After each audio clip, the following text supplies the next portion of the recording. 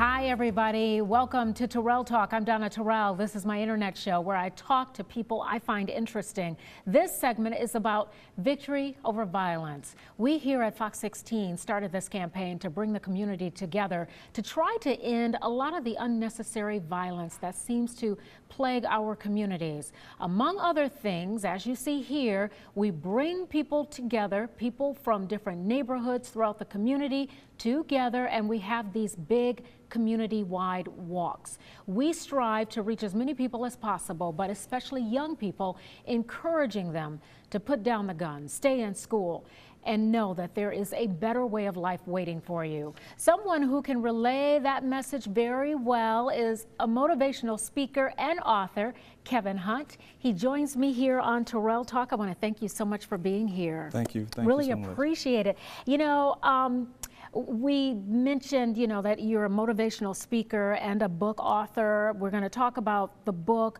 the motivational speaking, but I want you to take me back in time because you are also a high school dropout. Yes, yes. And I believe we have a picture of you from back in the day. Tell me what happened. What led to all of this?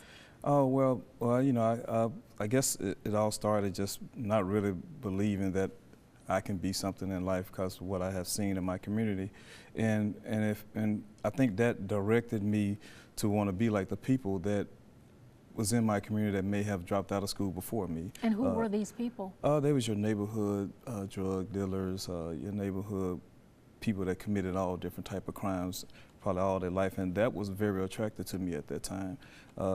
Considering that I come from a poor family, I wanted to have something, and when I saw those guys that had cars, nice clothes and jewelry, I wanted that as well too, because I come from a poor family, lived in a poor community, and that excited me, and that kind of made me think about wanting to be a part of that family of drug dealers and gangbangers. And you became a part of that. And yes, what I happened? did.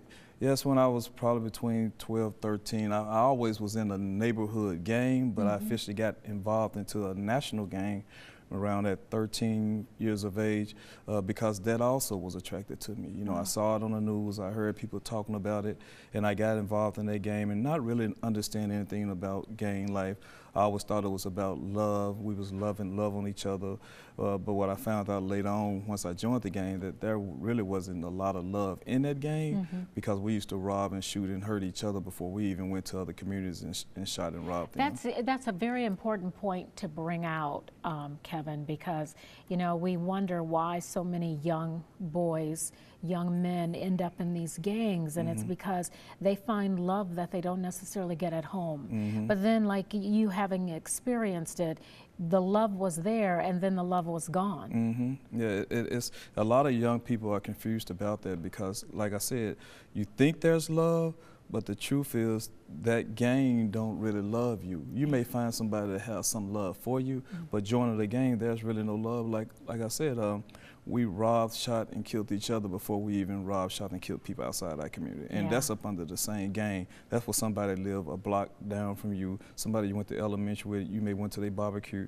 and so we fought and wrestled amongst each other. My goodness. And where's the love in that? Where's the love in that? Yeah. Plus, you ended up in jail, right? Yes, yes. Why did you go to jail? Because of my gang activity, I was lost and confused. I got involved with started committing all type of robberies and crimes around the city, and I eventually caught a attempted capital murder, aggravated robbery, and maybe some more little charges like that. Me and some of my friends. Attempted capital murder. You know that, like when you said that, it just like stuck out in my head. I mean, all the other things are bad too, but my goodness, that could have turned into a situation where you could still be locked up today. Yeah, I thank God too that it didn't, because otherwise I wouldn't be here. But it just tells me that I didn't have the guidance, someone to tell me that that was wrong, and I always thought it was right because I had seen other people do it.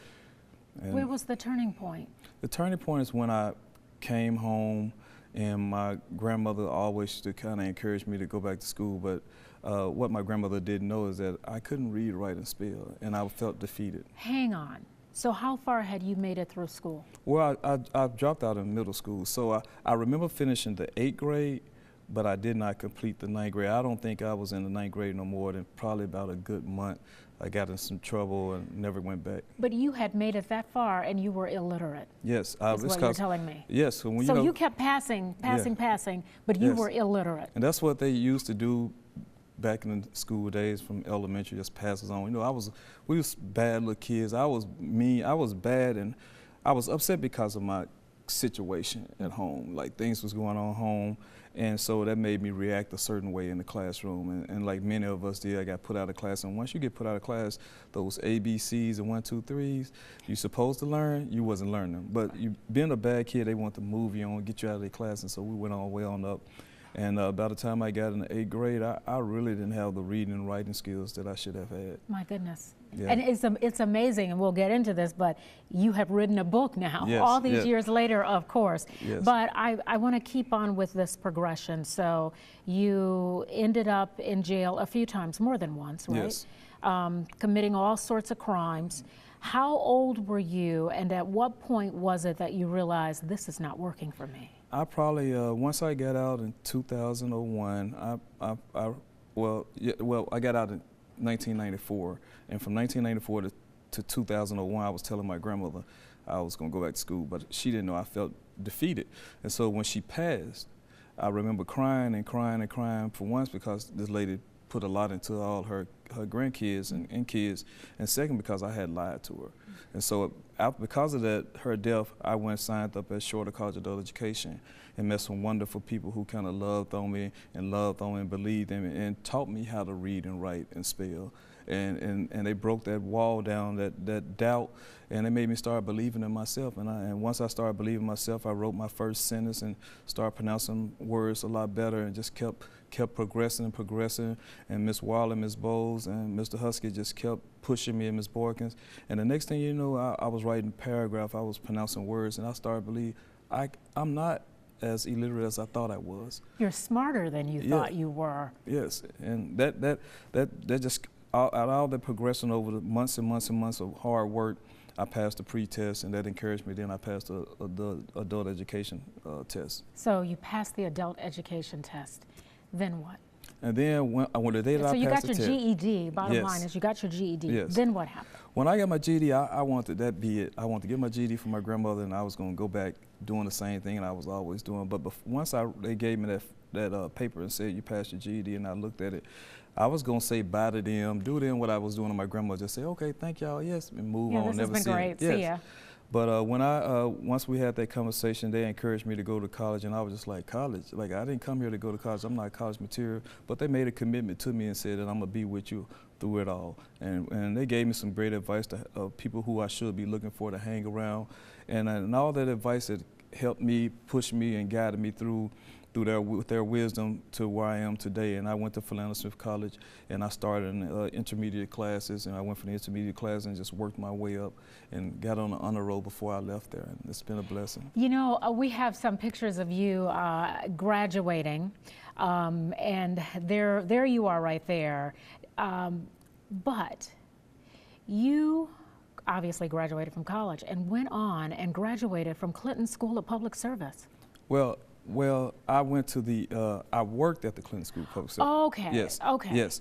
I graduated from Webster University in 2015. But before I got to Webster University, I had previously worked in the governor's office from 2007 to 2015. Okay. And during that time working in the governor's office, I was going to grad school. And I was encouraged to go to grad school by the same group of people that encouraged me to go to college. And there you are in grad school, graduating grad school. Yes. With honors. With honors. With honors. Yes. Someone who could not read or write in the 8th grade, 9th grade, yes, and in gangs and doing all of this horrible stuff in the community, ends up graduating from college with honors. Yes. That in and of itself is a story. We are going to end this segment, and what a time to end the segment, right? But we're going to wrap up this segment of Terrell Talk, because when we come back, next time we're going to be talking with Kevin Hunt. We're going to continue this conversation and find out about his book, Why Me, God? I think just listening to what he's saying, you kind of understand why this says, Why Me, God? He is inspiring a whole lot of people. You're going to want to see our next episode and how he's a motivational speaker and so on and so forth. We'll see you next time. I'm Donna Terrell.